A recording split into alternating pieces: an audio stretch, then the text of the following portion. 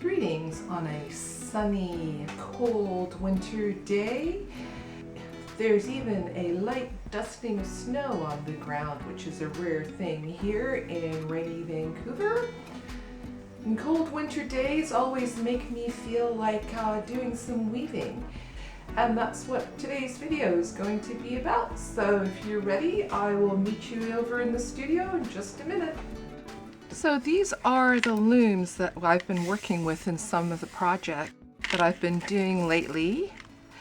And here's an example of one of the things we did. The project was called Weaving Community Connections. I'm going to show you how to put the warp threads on the loom. For the threads that are strung onto the loom, you want yarn that is strong and smooth textured. I use this weaving cotton, but you can use kitchen twine if that's what you have. The thing that you don't want is you don't want any yarn that breaks easily. Like that would not be a good choice, because if I pull on it, it just falls apart and breaks. You probably also don't want to use lumpy, bumpy yarn like this, because this can get caught on things and it can make it more difficult to weave. You can definitely use those types of yarns to weave across, but to string onto the loom you want something that's a little bit stronger. So the way that I string these looms, because I don't really worry about lumps and bumps and things that stick out, is I make a loop, a fairly long loop, and I'll explain when we start weaving, I'll explain why I make a big loop like this. And I just hook it over one of the ends, one of these teeth at the end. Now, if you don't have these cardboard looms, you can certainly make your own loom out of chipboard or cardboard. So I hook my yarn at one end, and then I go to the other end and I go around the tooth, just around the tooth at the end, and then I go straight back up, and I'm going to go around the next tooth, so it's going to look like there are two threads in that first gap here, and that's quite all right. I go around the next tooth, the same thing that I did, so you'll see these little loops around the teeth at the end. That's what you're looking for. And then you'll go into the next space around the tooth again, and you'll keep going back and forth around the tooth at the end. And I didn't mention this before, but you want this yarn to be snug. You don't want it to be super tight so that it's going to bend the loom like this, but you don't want it to be loose and floppy. And you can just go around to the end until you get to the end, and then when you're at the end, you can cut off your thread. You're going to go through and make sure that all of these warp threads are quite snug. You do want to have a fair amount of tension. You don't want to start out with floppy and loose warp threads, because they just get floppier and looser as you weave. So I'm holding on to this end, the open end, while I'm pulling these threads tight. Now you don't want to pull it so tight again that your loom bends, but you want it as snug as you can. And then I tie my last thread here, and then you can take this knot and carefully, and you might have to bend the loom a little bit, hook it back over. And now you see there are two loops here, and those are important in the way that I weave. So I'm going to show you how I weave now. And now having a weaving needle is really useful, and I've got this wooden needle that I'm going to use, but often when I work with groups, people have these long plastic needles. Those are perfectly good as well. You want the eye, whatever you have, you want the eye, the place that the yarn goes through, to be nice and big so you can fit fun yarn through.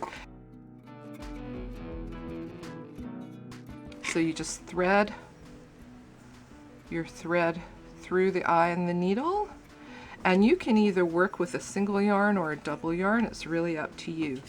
And I'm going to start at this end, and So these threads that are looped here, normally you would treat those as one thread, and when you get down here they'll just be one thread. But at this end I go in and out, over and under. So the weaving process is you go over and under, over every other thread.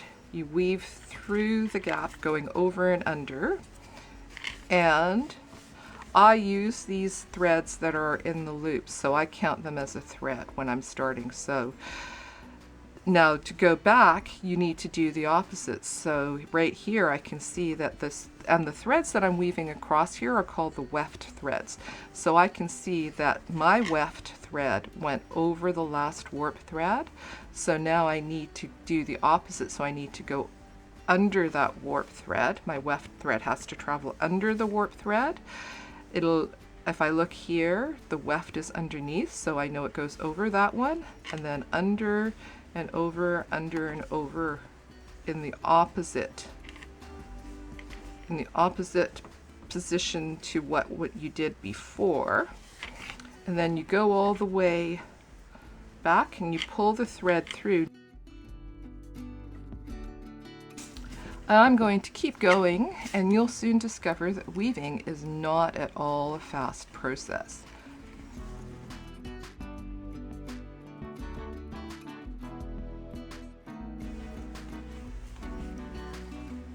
But I want to get to the point where I can show you, I'd like to show you what happens, because this will happen, you'll run out of thread.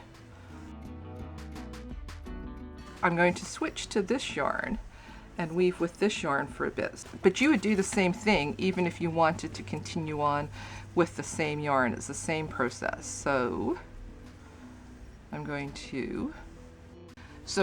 to do is I'm going to now follow the path that this last yarn took.